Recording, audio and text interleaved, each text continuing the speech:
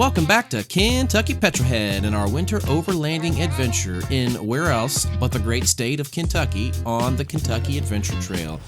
We hope you had a chance to catch episode 1 where we try to avoid our trucks being sunk by the icebergs in the creek. If you did, make sure you like, subscribe, and hit the notification bell. We'd love to have you back again. So on episode 2, we head for higher elevation to avoid the icebergs, and I almost break my ankle, so check it out. Here we go.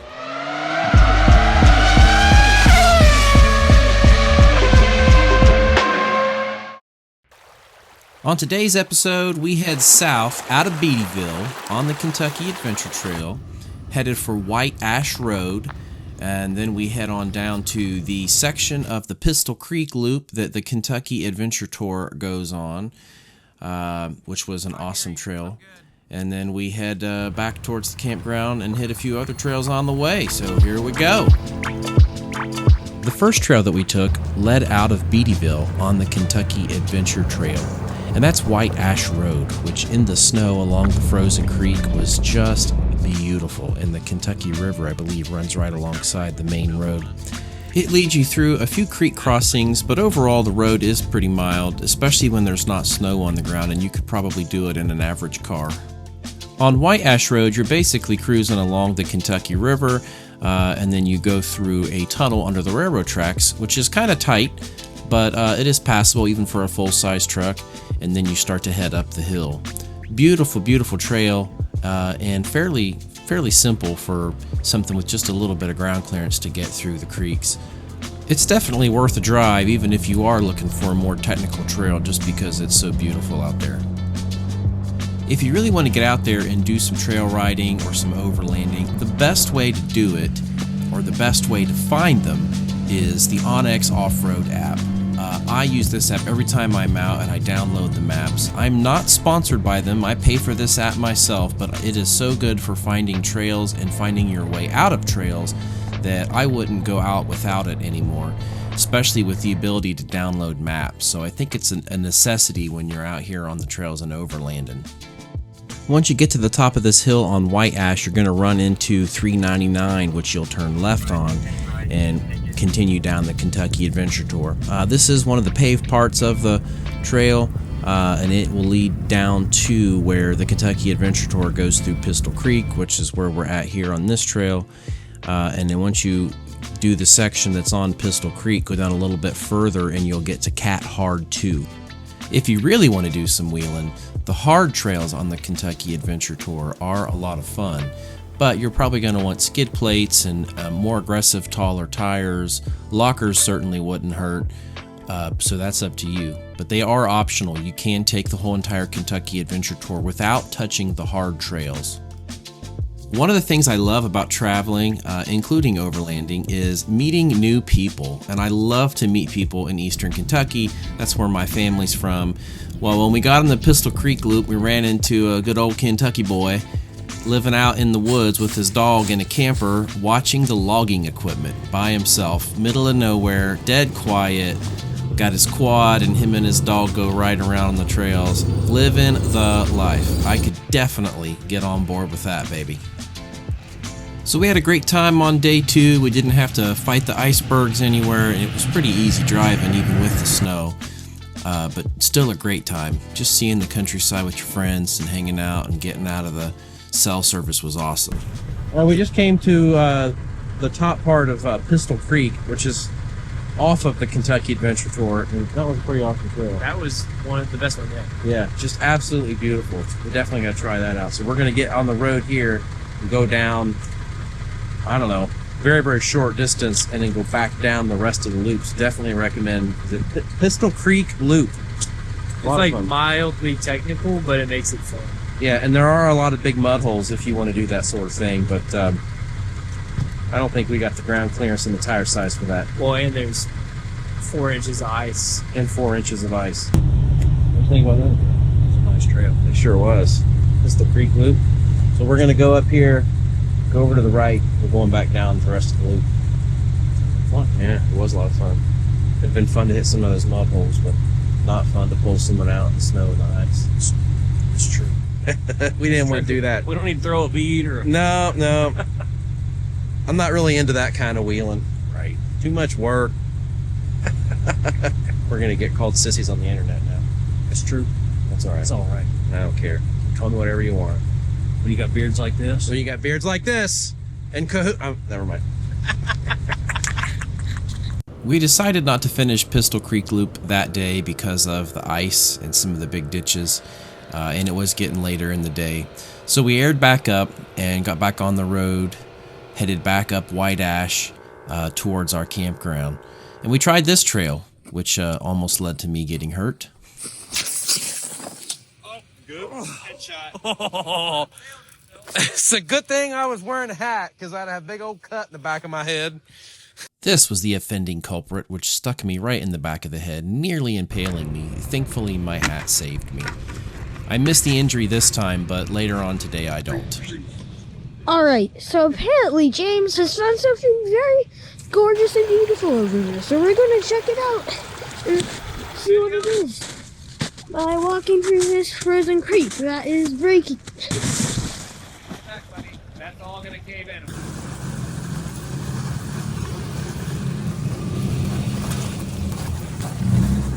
I decided to have a little fun with my passenger who's on his first off-road trip. I didn't want to go over the top of this trail because the railroad tracks are right there, but he didn't know that.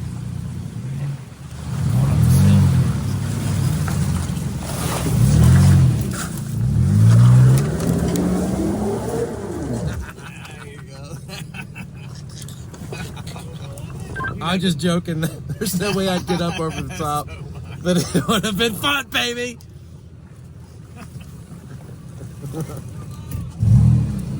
I'm still on drive. There's a big root at the top, plus the railroad tracks.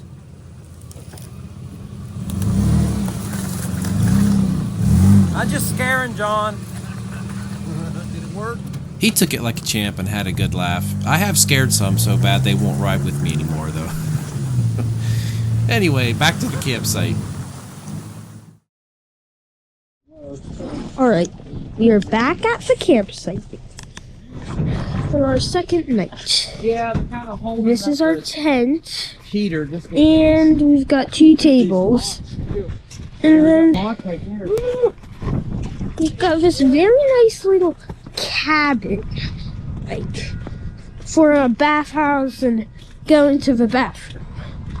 I'll show you. Dun, dun, dun. This is the little bathhouse. And this is the inside of the bathhouse. It's pretty nice. Got some little books for people to read. This is the bathroom. Very fancy. This is the other bathroom. Pretty much exactly the same. We've got some chairs here, a heater, and a toilet and a sink to wash your dishes in. Well, you wouldn't use the toilet to wash your dishes, so... This is like a little shelter area to hang out in. We've got some games over here on this table. Scrabble and Boombox. Never heard of it. So, that's pretty much our campsite. Oh, and then we've also got this beautiful lake over here. All right, so I don't have anything super fancy here, but to make things a little easier while overlanding, I have a Milwaukee pack-out system here, which has drawers. So if we look in the top drawer, we got batteries for some other various Milwaukee stuff. And then I've got my cast iron pan, spatulas, and cups, and a little tea kettle. Pop this down. Top of this drawer, I got sugar, lights, tea, blades, hot cocoa, spices, and first aid. And then the bottom, I got some more knives, marshmallows, because those are super important. And some extra batteries. And then over here on this side, just got some pack out bins. Inside of the truck, there's another pack out plate. These are mounted to the rails right here, just with little unistrut nuts. And there's one back there. I've got some tools on the bottom, just a plastic bin that I found that I bought some little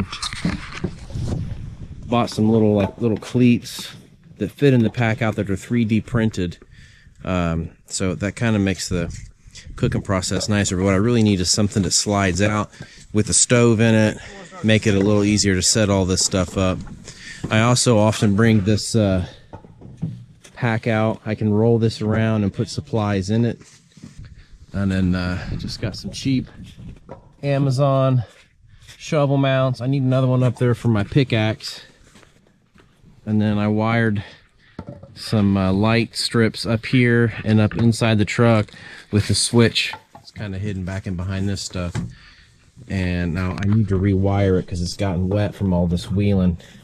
But I also have a USB power and a DC power port here. Then I just mounted this hook, and I have another one that usually goes here, but I can put chairs in there or my big Milwaukee rocket light. And it's kind of my basic setup because I usually use my truck for normal truck stuff too. But it does the job. So after a fun day of wheeling, we decided to get our campfire going and start working on dinner. For dinner, we're having some chili with some bacon in it. Can't go wrong with bacon. Made on the fire in a cast iron pot. It's the way to go. That's right. Head for the mountain. And just when I thought all the excitement was done for the day, I decided, since I'd turned 40 that day, that I would step off the patio and nearly break my ankle.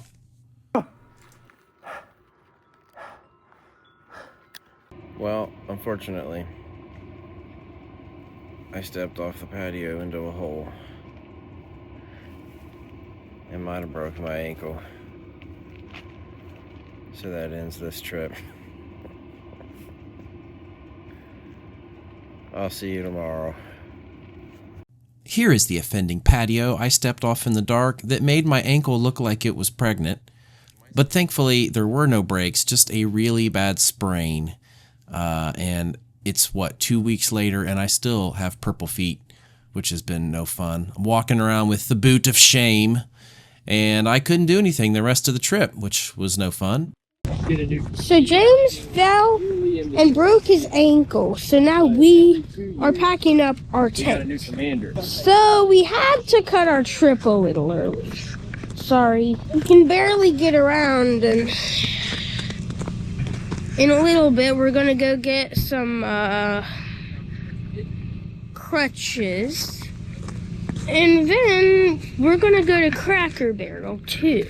So they have really good pancakes, so see you there. So despite nearly falling in the ice creek with an axe in my hand in episode 1, falling and hitting my head on a stick and nearly impaling myself, and finally breaking my ankle, the guys decided, hey, let's go walk on a frozen lake and see what happens. Thankfully, nothing did happen, because I wouldn't have been able to get out there and help them. But yeah, you know, frozen lake, you got to, right? Don't try this at home, kids. Don't try this at home. Anyway. Yeah, I see cracks. Once the guys got my truck loaded up and they were done playing on the ice, we headed out for Lexington. We're ready. I got us a kind of circuitous route. We can't go up the Cat here because it takes us up through that ice creek. But we're going to jump over to where it loops up the other way, come past Miguel's, go the other side of the highway, and that's how we get up to Nada Tunnel. Perfect. We passed the shop that I want to go to. Alright, just let me know when we get close to it, and let me know when everybody's ready to go. I don't think off-roading would have been a good thing for me today. Yeah, too much bouncing. I'm going to have to lift my leg up for the bumps. As we came out of the campground, we ran into a couple of small compacts trying to come down this icy road. Not real sure what they're doing, and they're going to have fun getting out, but we got around them. Thanks to the untimely injury last night, I'm relegated to just sitting in the passenger seat. Everybody went into one of the gift shops here next to Red River Gorge to get some stickers. We're still trying to hit some of the smoother part of the Kentucky Adventure Tour, and we'll head up towards Lexington to get some Cracker Barrel. We're going to go drive through Nada Tunnel, but I can't handle much bouncing around. Whatever I did, it ain't good. I guess we'll find out tomorrow what the doctors say. But yeah, the guys had to carry me to the bathhouse, and I had to borrow a stool so I could sit in the shower. I can barely get myself dressed. Then they had to carry me back, and they had to unload my tent and pack my whole truck for me. So it's good to have good friends, because I'd have been clawing my way to my truck, had to have left all my stuff at the campsite and driven home, or driven to get someone to help me load it up. Yeah, I'm not prone to do stuff like this. I don't think I've sprained my ankle or broken it, whatever I've done to it, since middle school. I did sprain it real bad running once out in Seattle, but I was able to run back to the house, so I can't even touch it now. Can't even touch it, so I think I'm going to be down for a little while. Thankfully, today was our last day on the trail, so we did get to at least have fun. And yeah, anyway, this is why you go wheeling with friends.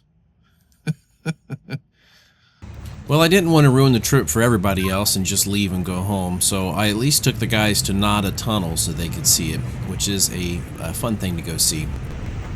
And it was fairly smooth, so I wasn't in too much pain. And then we kind of took some of the paved part of the trail on our way to Lexington. We're cruising up the Cat alongside the Red River on the road that will lead to the bottom part of Spa Creek, which we're not going to do today because ice and a broken front axle, I believe, on the four-wheel drive on the Dodge. But still just a beautiful drive. I mean, this section's paved, but you're driving along the today frozen and snowy Red River. It's beautiful though. You can have fun up here even without doing much off-roading, just driving down the roads because they're so pretty.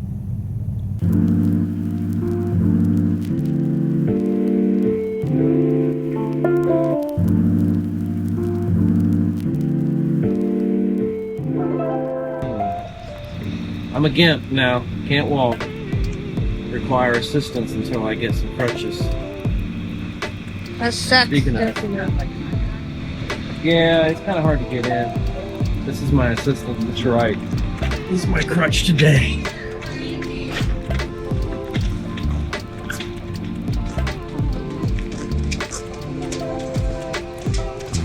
Here he is.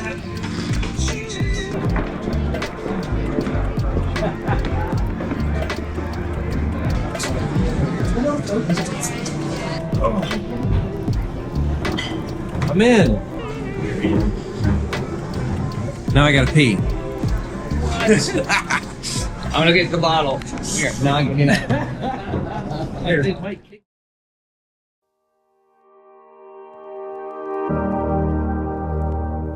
And so we come to the end of our epic Kentucky Adventure Trail journey. I have to say, this one was one for the books. From the epic views to hilarious moments, and yes, the close call with my ankle, this adventure was full of surprises.